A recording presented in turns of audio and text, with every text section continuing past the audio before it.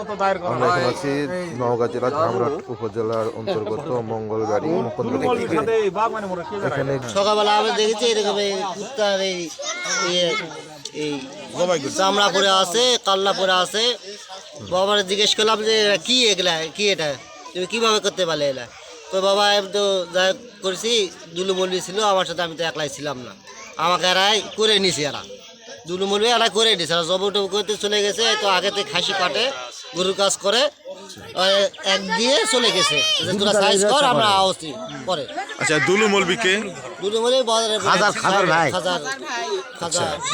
এর সঙ্গে আর কে কে জড়িত আছে? আমার বাপস আছে, দুলু মলবি আছে, আর একটা ছেলের নাম বলবো, কাজী পাড়ার নামটা সঠিক আমার জানা নাই। আমি এসে সত্যতা দেখলাম যে এখানে ঠিকই কুকুর দেখা যাচ্ছে, তার মাথা দেখা যাচ্ছে এবং এখানে অনেক লোক সমাগম। তো এইটা যাতে আর না হয়, প্রায় বাজারে পড়ে থাকে। তো আবার মাঝে সাঝে বাড়ি তো আছে, গরমের দিন হলে ঠান্ডার মধ্যে থাকে না।